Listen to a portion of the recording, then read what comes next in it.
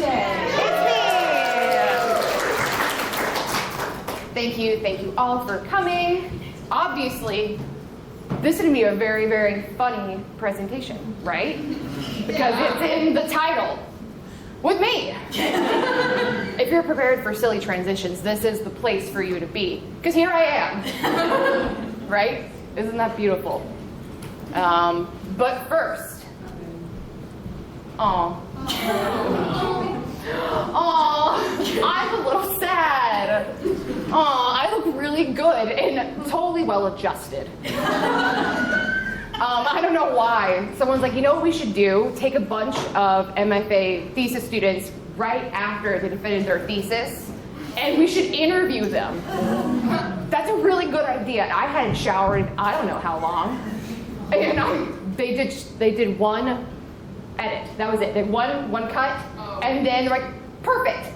And then they posted it online. So this is my favorite little screen grab. I think it says I'm a little sad, and I stopped talking. About leaving this place. I'm not entirely sure, but I think I use this as a personal react image of this is basically my entire life. I'm a little sad, I look gross, and that's just like kind of what's happening. So we're going to take a large spin back into the past. But first, right? We have context. It's time to party. Does everyone know who Nancy is? If you don't, it's because you haven't talked to me. Love her. She kind of looks like me. Hey! So, you might be wondering, why is Hannah super school spirited? This is an art school. That doesn't make any sense. I was in college band for way too long. Like, I think I was in college band for 6 years. You're not supposed to be an undergrad for more than 4, but I kept going. So I played the French horn for like 12 years. That's a fun fact. I was in basketball band. I was in marching band. I traveled all over the country for free and was paid to hang out with my friends, which is crazy. It was awesome. That's me. Just in case you were confused. And on the far right, that is my friend, David Salmon. Most of my friends in general sound like they have cartoon character names. This is one of them, of the Chicago Salmons. Obviously, you might know him. And click. So, transition. After undergrad, who cares what happened there? Probably y'all, but I don't care to tell you. So we are going to start in grad school. I got my degree in printmaking from Georgia State University. Go Thurs, Panthers. They just shortened the name, Go Thurs. Offer Thursday. Thank you. I thought that was funny. So, degree in printmaking. Then I go into grad school. I'm like, I'm gonna do some printmaking immediately because I kind of know how that works. So, but I didn't want to talk about myself. Because if I talk about myself, I get sad. A little sad. Insert that photo from earlier. So I was having conversations with people in my cohort talking about their sad lives. And in response, I was carving into linoleum blocks. And then I'm like, I don't have to print them normal. That's stupid. I hate doing things the regular way. So instead, I learned how to use the risograph.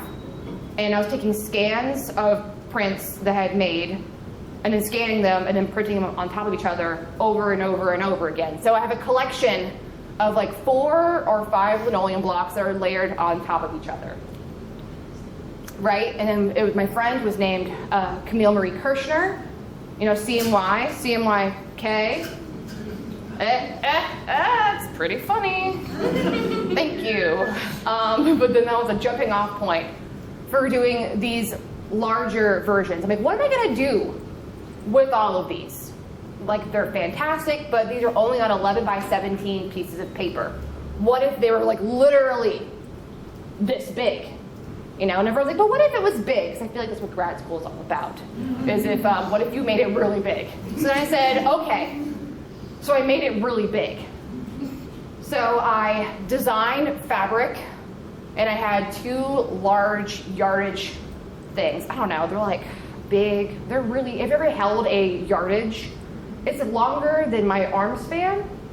Meg's nodding. Do you know how long that is off the top of your noggin? Tip. Oh. Depending on your type. Big. Big. So this is SMFA at Tufts University. That is where I went for grad school. So if you go into Tufts University at SMFA, we have this large 3-story open concept area. So I sewed together massive sheets of designed fabric from my risographs. So that's, we have it on one side over here. Very nice. But then how the light would hit, you can see through to the other side. So then I took those original linoleum prints and then turned them into screen prints. So then I screen printed all over it. I also made a little hut next to it, but it's not very good. It's fine. It's fine. But alongside it had some plush situations, kind of working with the designs I was creating. But this is my first, and I think this is the biggest piece I've ever done. But the best part about it is you can roll it up and fold it in your basement, which is where it is currently. So I started working with the idea of funny titles and making them really long, because I'm making a long piece. What if the title was also long, right? So this is tapestry for crafting future plans while untangling emotional knots, stitching together fabric scraps, deadlines, and self-care probably. Anthropological investigation number 1. I like to think I'm a scientist. I think I could be a doctor if I really tried. And I'm not going to. I know. Large jump. So then instead of having 2-dimensional forms, I'm like, but what if it was in the 3rd dimension? But specifically, I was in a class about psychoanalysis and the idea of like the mother and the child. I like the neck nod, that was good. That's how I know I'm doing a good job. But so I have issues with my mother at this point. We're cool now. So I'm like, because she was a distant mother. So I'm like, okay, well here I am, the body of a child, and my mom is 17 feet away with the long neck of this baby. And I also started engaging with intuitive pattern making. So I made this pattern based on my very large nephew. He's a big boy. Currently, he's 5 years old, and I think he's like this tall. And he's like, I weigh 70 pounds. I'm like, you're so big. But I think at this point, he was like 2. So this thing is like pretty hefty. And then also, I was working with the designed fabric, and like, how can I talk about relationships on the body of basically a large stuffed animal that can't speak to me. So thus, my long neck baby. I don't have her anymore because an old lady was like, I want that for my house. And I'm like, are you okay? And then apparently she wrapped the neck all around this column in her house. I'm like, she's not well. And I think we should check on her. So, moving back into the summer, that was all like an abridged version of my first year in grad school. The most abridged. I made so many other lunatic things that just didn't make it in. So, I was in this art history class, which is crazy, because this woman was like, I love Picasso for his views. I'm like, oh. And she was like a Picasso apologist. I'm like, who are you, Amity Law? I'm calling her out because she doesn't know how the internet works. And she's like, here I am teaching online, and my roommates are 90-year-olds and the lights are off. I'm like, this isn't real. So it was a fever dream of a course. And she's like, for your final, make art, which is also, I think, crazy for an art history class when I'm in grad school as an option. Insane. So I was working with this original iconography of like the Dixie Maid. I am from the American South, and kind of the idea of Dixie meaning something good, which is obviously extremely problematic in the contemporary sense of the word Dixie. So instead of having an innocent baby girl on there, I went with more of a sinister looking iconography, which happens to be one of my tattoos. So I received this tattoo and it looks insane. It's on my thigh and it's really cool, but on the can of corn syrup, entirely different situation. So I made a varied edition of 30, and they are roughly poster size. So this is my response to amity law, not knowing how the internet was working. These are some of the standouts. I also have some original ones without any of my alterations. But this is how I began discovering I was interested in like subverting a narrative of like tattoos and how we were talking about our bodies and also the American South and what makes sense for me to say as a cisgender white woman from the American South. So I started working on plushies again, but specifically working into the intuitive mark making, but through making of patterns. So I have Redacto the rooster, and I was using my embroidery machine to write label information from my inherited sewing shears. And then choosing what information to redact. So on the top right, you can see these like lines going through this information. So everything that was left was kind of like the best. It's the best. It's the best. It kept saying best over and over and over again. And I have Redacto the rooster at home. He's my special friend. And he's just like the perfect shape to kind of hold. But before I gave him rooster features, it was just a triangle. And I love my triangle. Pony Girl, if you went to Artrageous recently, Pony Girl was there. So Pony Girl, on the right-hand side, it is resembling possibly to one of the old flag designs of the state of Georgia, which was a Confederate flag. Problematic, they changed it. But those colors and kind of the idea of like the crossing is still representative within Pony Girl. But I'm pairing it with Dumple Cups. If you've seen Dumple Cups online, her butt is little cups. She's very sad. So we have Dumple Cups up there, and then also working with these babies and a traditional pattern kind of resembling of like the feed sack. So feed sack, for your information, is in the Great Depression, they started creating flour bags that were covered with specific types of decorative patterning. So then when we didn't have any money, you could use the flour sacks to make clothes for your family. I know. So if you have any really old quilts at home, chances are they're made from these specific types of material. So that language I was really interested in. So it's kind of the basis of most of my fabric designs as I keep going. So Pony Girl, though, she has a design fabric. It's like little cherries and like a woman. I'm like, oh, interesting choice, feed sack, to put ladies on your flour bags. But I love it. I love ladies. This is a close-up on the same fabric from Pony Girl, but now incorporating more larger scale screen print and embroidery. So this piece I'm going to show you is named after a good old Southern name in my family, Oralee Eudora Alice Humphrey. She's my great-great-grandmother. She had more names, also known as Mama of Pearl. They just call her Pearl's Mama. That's just kind of what they called her. But that's what she looked like. So I was working with the same like Dixie-made larger scale patterning, as well as I gave her nipple tassels because it's fun. Because obviously. And there she is with Redacto the rooster in this kind of slumped over stature. When I was creating her, I was just kind of measuring on my own body and then adding a little bit more. So she became pretty big. So that's her in my car. She was great. So when I carried her around, it looked like I was carrying a dead body. And she has a metal spine, so she can like kind of sit up, but her head is kind of floppy.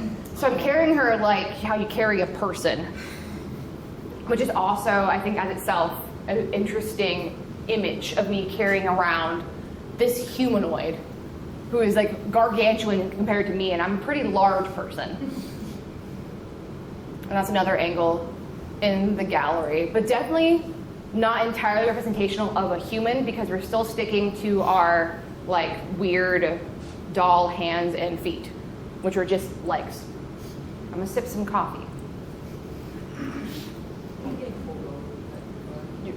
I also thought I was gonna get pulled over, yes. And I'm like, this is the time. When I drive 1 mile, I'm gonna get pulled over. and she wasn't even buckled in. I wonder what people thought as they drove by. Probably they felt a little bit more secure because she used to have a wig. That was upsetting, and that's why I took it off. Okay, so this was kind of the end of the first semester, and that's first semester, first year of grad school, but it is the first tickling of just using my own personal tattoos as talking about placemaking and place setting. I always feel a little bit split showing this piece because I received feedback that this was a white supremacist narrative. I know, we all might be confused, but that kind of put a damper on things. But at the same time, I wasn't very comfortable talking about being from the South. And as someone who just isn't a white supremacist, I was like, oh, this is a very interesting discussion. And they're like, yeah, well, like all the characters are white. I'm like, the paper is white. And also my tattoos are on me and I am a white lady.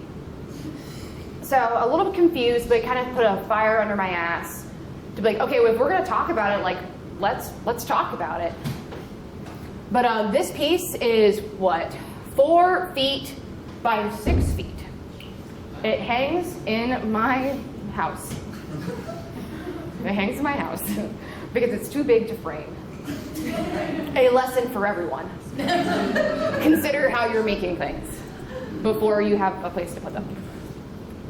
While all this was happening, I still am a person who gets angry at small things. This is the SMFA cafe. And you see how much I like coffee, right? So, this thing didn't used to be there, this like credenza of sorts. Before, I would go in, get my coffee for free, because I pay lots of money to Tufts University, and they're rich. There's my cup of coffee. So I get my coffee, I'm like, oh, I'm gonna have a great day. I'd have 1 cup of coffee, 1 big one, it's fine, we're chill. But then they decided to put that there, and it made me really angry. I'm still mad. Also, Tufts University Cafe also sells pizza by the pound. Who does that? I don't know, I'm mad. Anyway, so I started printing a lot of things. Specifically, I made a flyer called Tear It Down This Wall, talking about the SMFA Cafe. And I put them up everywhere. Everywhere. So I'd come into school in the middle of the night, and I print 300 and put them everywhere. All over the place, because the security guards were off duty. So I'd print them up and put them everywhere. And then they would come in the morning and take them all down. So then I'd print more. Yeah. Then I kept printing more and more, and then it was probably about a week of me fighting with the administration at the SMFA about this wall. And everyone was confused, because they thought I wanted to destroy the SMFA Cafe. They weren't entirely sure what I was trying to say, probably because I didn't put any information on it. It's just a picture of the cafe, kind of, and tear down this wall. Am I talking about Berlin? We don't know. I think I'm anti-wall in general. So my professor in Intro to Digital Fabrication was like, Hannah, is this the machine that you wish to rage against? And I said, yes, you cannot stop me. And I kept going until I was tired. I had so many print credits. It was worth it though, it was entirely worth it. So whenever I'm making anything, there's always a little bit of chaos, and not a lot, of like, you know, it'd be crazy and fun if we put up thousands of flyers every single day. And I was by myself. So the final flyer I hung, because the man in administration was a very small man, I just put it where he couldn't reach. With a staple. So at the same time, I was in Intro to Digital Fabrication and being a chaotic woman. So I'm like, you know what's fun? If like receiving flyers and things that have personal information on them, and you call them and have text conversations, like a toll-free number, you know, like, but what if we were like at a bar and someone's like, can you tell us apart? I buy horses and nicotine, right? And the other twin has settled 1,000 disputes. Don't you want to learn more? You can. You text mankind if you know which is Barry.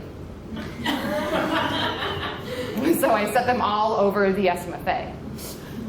And everyone thought it was a toll-free number. It was just my personal phone number.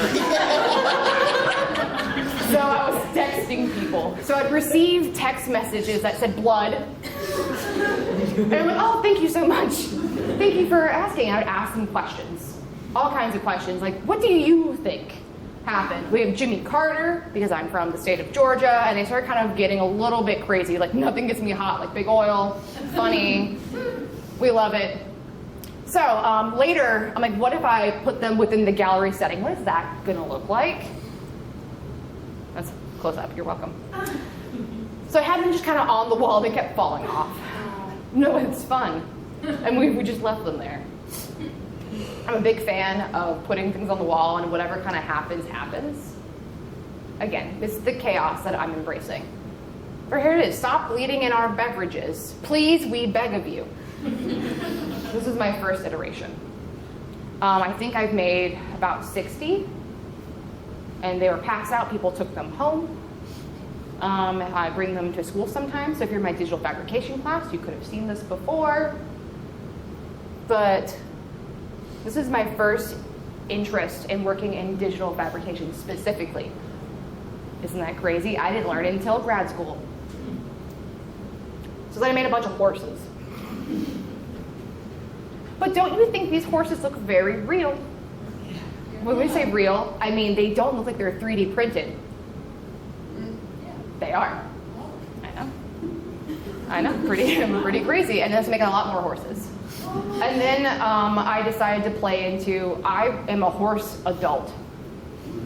What does it mean to be a horse adult, right? I get really into horses at the age of like 26 because I never had horses. I wasn't that kind of girl. Like I wanted to be a horse girl, but I think I was too scared of ridicule. Because we all saw what happened to horse girls, right? I know. You'd be galloping and people would make fun of you. I had too much shame to live my true life of being a horse adult. So instead, I was like, I'm going to make horses all the time. No one can stop me. So then I made more horses. And I made more horses. Yeah. So these horses are all variations of both resin print and our PLA type printing. I did both because I wanted to. But the way that I'm finishing them makes them look like they're porcelain. Because of, I'm gonna go back. The type of enamel paint that I was using created this like kind of glossy coat, and I'd do a spray fixative that was very glossy. I have lots of photos of spray painting horses. It's really fun, but every single one I would hold in my hand and like lean over and be like, horses, horses, for hours. I was not well. I think the idea of grad school was I wasn't doing well. No one was doing well. I was painting horses for weeks. I think at the end I had like 70 horses. And I put them on my little shelf in my studio. And I'm like, oh, look at my horses. But since they were resin prints, they would fall sometimes, and then I just had a leg. So I'm just gonna put the leg there too. Why not? So after that, I made this narrative of like, well, what if these horses were actually figurines that you purchase at the Kentucky Derby? So I put them on Savers China plates. I said, ooh, they're valuable. You should buy them. And then someone did. It's like, great. So I now made horses again. We had a grad school collection of objects, like a library of things collection. Love the library.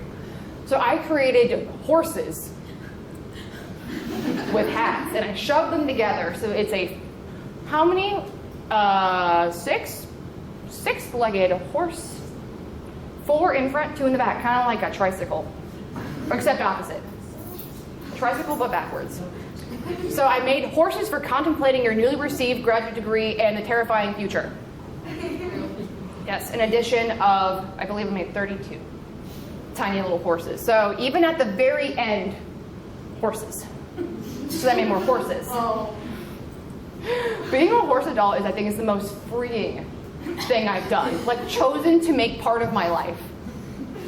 So now whenever anyone sees any horse-related anything, they send it to me. Like, you know when you're a kid and someone assigns like an animal to you, and then every single birthday, every whatever, you'll receive this animal. You can change it if you just become obsessed enough. Mine was cats, black cats, because I have black cats, it makes sense. But then horses, new thing. So I was able to now use the laser cutter and create horse heads. I thought they'd be moving into my thesis, but then instead they were not very good because I wasn't in a good state of mind. So I super rushed them and they looked awful. So I named them the Landlord Special TM. But your landlord's really into Home Depot stain. They were dripping and staining for like weeks. Super upsetting. This is also horse experiments, different. But important. Such a Horse experiments, because we are now going to dive into what my thesis was. This whole time you think, okay, Hannah's sad, obviously. She's obsessed with horses, but also with tattoos and stuffed animals. What's going on? A lot. So this is my master thesis. It was printed on yellow paper. This is important. I printed it out today on pink paper, so this is non-canonical. My thesis was called Dear Linda. Linda was the name of my sewing machine, who I was working with continuously for 2 years. Previously, I had her for a decade.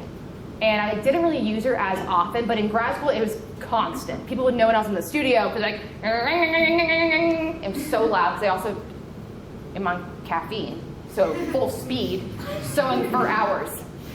No one wanted to be my studio mate. So this is the final look of my thesis. Also, I made my pedestals because the preparator wasn't there. So I gotta learn how to woodwork. My entire thesis, this thing right here, is full of ephemera. Everything that was related to my thesis, as in, this entire thing is a diary speaking to Linda.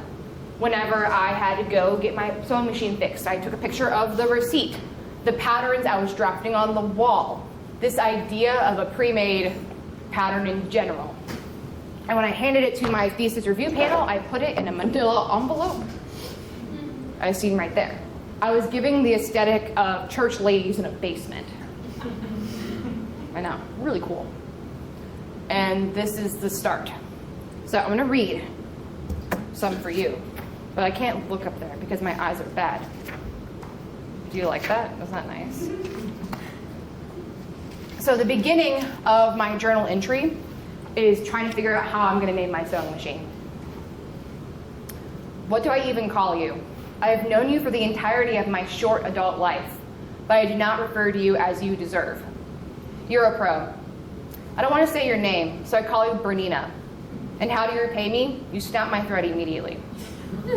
Now that we are finally communicating, you will be given a name that has meaning. You will be named Linda. Approximately a decade ago, you were gifted to me by the predecessor of your name. She was my great aunt on my mother's side. You probably caught on that I don't speak to my father's side, but it's all right if you didn't catch it. My great aunt went from Bernina to a singer, to a brother, to you. She was so amazed by your new technology for the time she had to have you. As she grew older, she realized she preferred just one familiar machine. This is how you came to me. I was given the object of creation so I could give in the only way I knew how, care through service of creation. We went everywhere together. I'd pull you out once or twice a year for minor fixes or minor projects, but we haven't gotten a true chance to really know each other until now. A decade later, I like to think we are inseparable. At the bottom, I have a couple fun footnotes which go throughout my thesis, like footnote number 2, I think it was peak 2010s, was a decade ago. So think like hipsters, and music was really into like synthesized vocals, so like Skrillex. Yes, so like we went everywhere. No matter where I moved, I brought Linda with me. And she was my pal. So then, at the start of my second semester of like my thesis, I'm like, what am I doing? who am I? I don't even know how to make things the way I want to make it. I'm graduating in 3 months. So I decided to create like the ultimate utilitarian outfit. So I made this like denim situation, but not only is it like denim, it has pockets for everything. So if you're looking up, you see my coffee cup. So it has my reading glasses, it has my library card, multiple notebooks, liter of seltzer, lip gloss, pens and pencils, everything you could ever need in one outfit. So whenever I continued to make anything, I was wearing this outfit. And we were partners, me and Linda. We were working together, working hard, working through the struggles. It was great. So this is apron to make other aprons, and sashes and vests, and tunics, dresses, prints, and more probably. Embroider on denim, silk on cotton, Glossier Generation G lipstick and zip, Boston Public Library card, checkerboard notebook for critique, red moleskin important notes, coffee cup, one of 2. I have 2 of the same coffee cup. Reading glasses, liter of seltzer, fabric scissors, cheers, pens and pencils, working dress, size 14.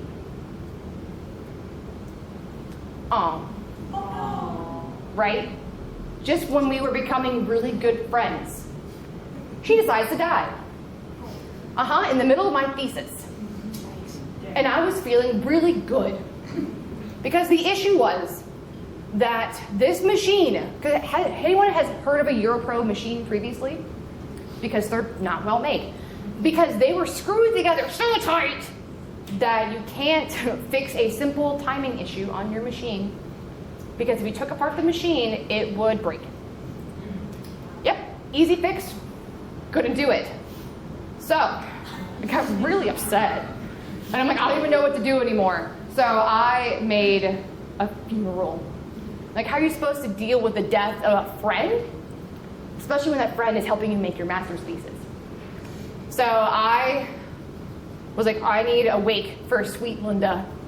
So it was my intention to pass these out during my reception. Instead, I got too sad, and I just made one for me. So, thank you. So within my thesis, I become really open with Linda, saying that she was fickle, and I was really angry at her.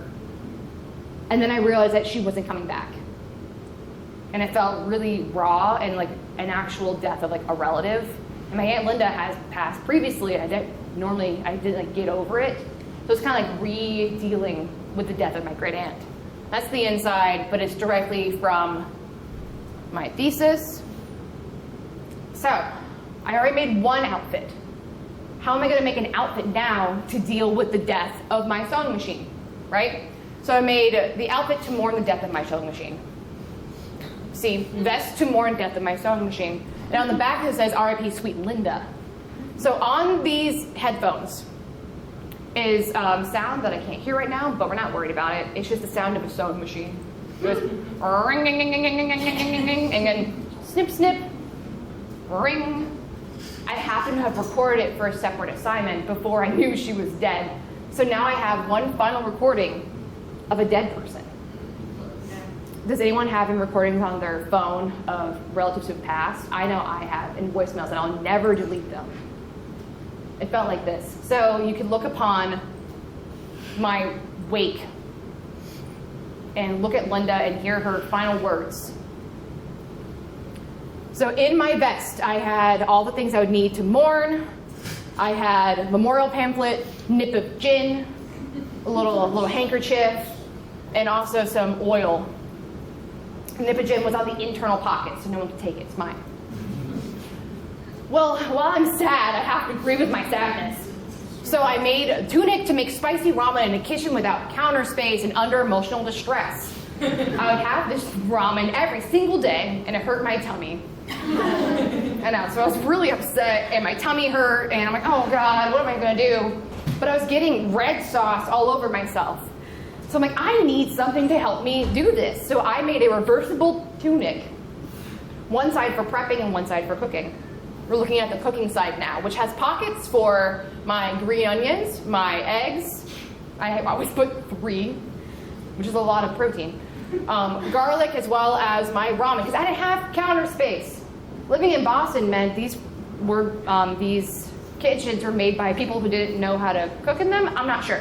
But the oven was like over here, and my counter space was like over here. How am I supposed to do anything? Well, the answer, I wasn't. So I kept doing it, and I was learning how to kind of cope with my situations by making these functional garments. But it's interesting because I'm coping with them kind of after they've already resolved themselves. So it's looking at my previous grievances and figuring out how to prepare myself maybe for the future. And also I was in therapy, good, because I was sad. And my therapist, who was bad, she was awful. She's like, how about like, you like stop caring for people so much. I'm like, oh my God, that's really good advice. Thank you so much. Because then at the moment, I was just kind of picking up hobby after hobby after hobby, which then started going into my work or my thesis. I'm like, oh, but what if like sewing wasn't fun anymore and it was work? And everything kind of became work. What if printmaking was no longer as fun because it all was going to my thesis? What if like sound was for my thesis? What if Dolly Parton was now commercialized? I can't listen to Johnny Cash without thinking about working in the studio. So I created Sash for all the hobbies I tried and failed. Because my therapist told me to find a hobby instead of caring for others, people as said hobby. And on the back of my Sash was, on my honor, I will try again. Because I'll try more hobbies and get more merit badges over and over and over again. So on there we have scissors, we have Jimmy Carter, making tea, basket weaving. Basket weaving is really hard, by the way. So I just keep trying more and more and more. If I was to add more patches, I'd probably do knitting and crochet and anything else craft related. But this was the final piece of my thesis. So I've created, I'll go back to the main one. So I created 4 garments. I had my sound and I had Linda. But at the front was this working dress. The idea of the working dress is I went back throughout photos of my family, and they all were wearing this very specific style of dress. Like the pattern was like identical. It's now like kind of back in fashion again. A very utilitarian outfit of you can throw this on when it's hot. You can put it on something when it's cold. And it has deep pockets for all kinds of stuff. So every single one of my outfits was put over this pattern of the working dress. Okay, we're gonna keep going. But that is how I dealt with my thesis, was being really sad and having a funeral. So it makes sense that after I would start at Montserrat College of Art and then have a funeral for a laser cutter, right? And then you all thought, oh, Hannah's so wacky and crazy. I was on a roll with having funerals. And I think the idea of a funeral is one of like pomp and circumstance. You know, I think they're very beautiful, interesting events that we all will go to. It's kind of like one of the main things, like, oh, I'm gonna stop what I'm doing, I'm going to attend a funeral. So we had the death of Big Blue, that is Josue. And we all went out to Beverly Common. Also, it was cold, it was like December 3rd. And I advertised and made pamphlets for everyone, and you got a commemorative keychain. Not photographed, this is a supposedly, someone who looks like me might have buried something in the Beverly Common when it was really cold. An urn with a guest list, who were all on the guest list. Through all accessories to burying something, maybe. But it felt like a nice bookend to my thesis, because this was what, 6 months afterwards? So now we're moving into like the last 2 years of what has Hannah been up to since she's been working here? Thinking about peanuts. You know, as everyone knows, Jimmy Carter is from the state of Georgia. He died recently. It was a big deal for me. I remember when I heard. I was at a pub sing, and I was going to the bathroom, and the man, well, I wasn't going to the bathroom yet, I was outside the bathroom. The man, he comes out of the bathroom, he's like, have you heard? I'm like, huh? You were in the bathroom. I don't know. He's like, Jimmy Carter died. And I look at my phone, it was like 3 minutes ago. I'm like, this is the first person to know, and I'm the second person to know. It was great. So I'm like, did you hear? I was like, no, I haven't heard yet. I'm like, me. So I decided to talk about where I'm from in a way that is with the internet. So Mr. Peanut in Plains, Georgia is just like literally at a gas station. That's him. He's like in a bush. Not very exciting. So I thought, what would it be like to be on the highway? And then Mr. Peanut was there. So I created a Google Maps street view if we were all going to go to see Mr. Peanut. Yeah, so I put our little Jimmy Carter things. This was done for a print exchange, which we all should do, by the way. Talk to me more about print exchange later. You could have one of these in the future. Or probably something different. So speaking of print, Battle of the Brayers is based on an event called Iron Printmakers, which I competed in once and coached for the second time. And they made a documentary of me being crazy. Hannah, this is fucking ridiculous. And I said, yeah, but it's fucking working. Because it was. And then we got fourth. Because they didn't listen to me. It's fine. It's fine. But, so that branch coming to Montserrat and making our own version.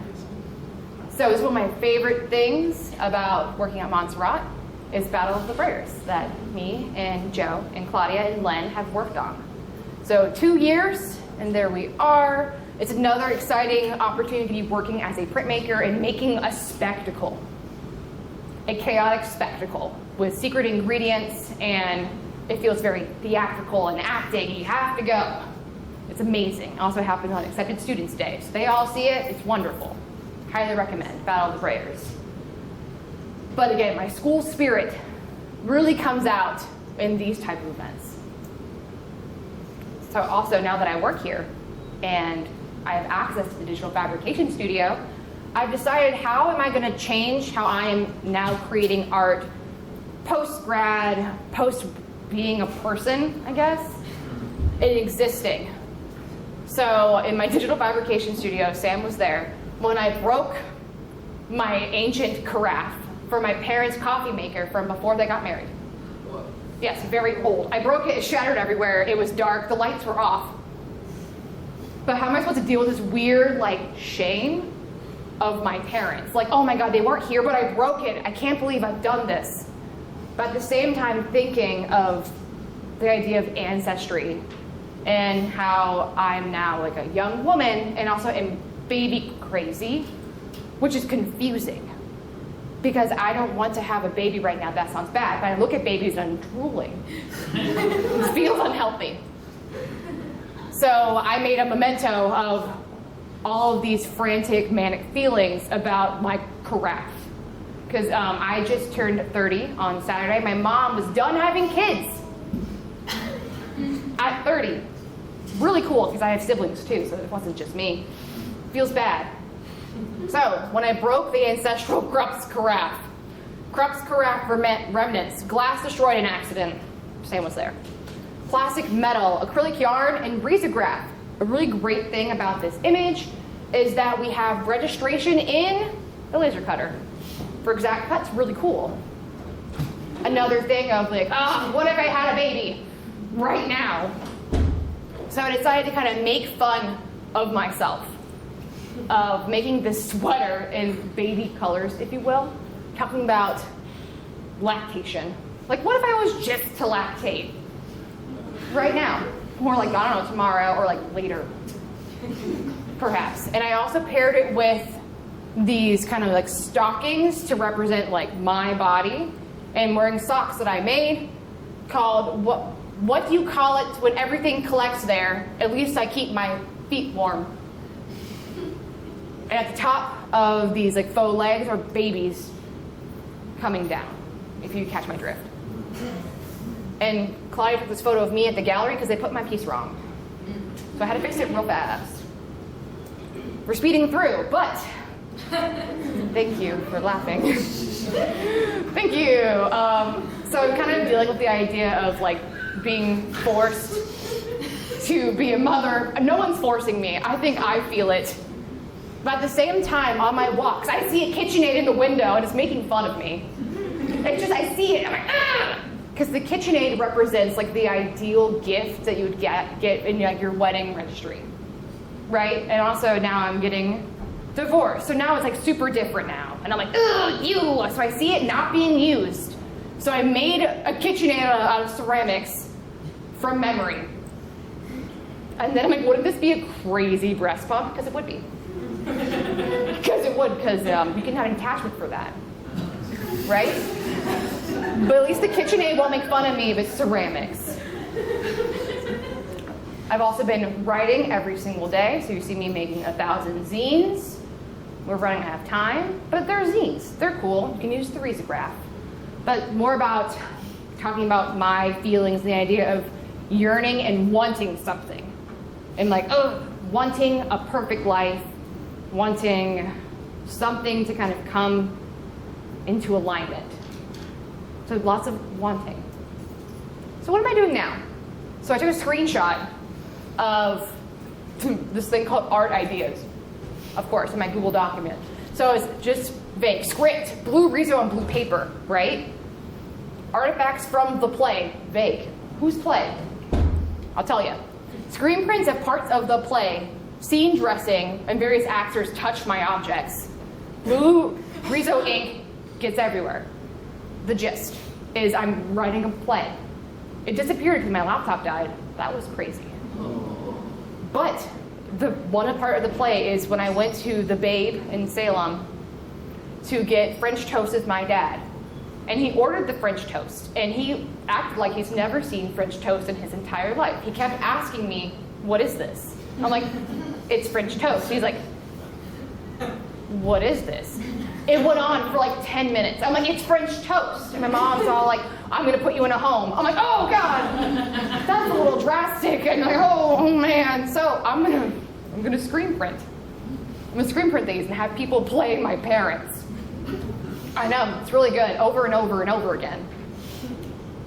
And again and again and again. And it'll be really healthy.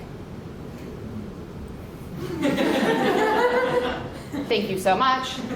That is all I have to offer.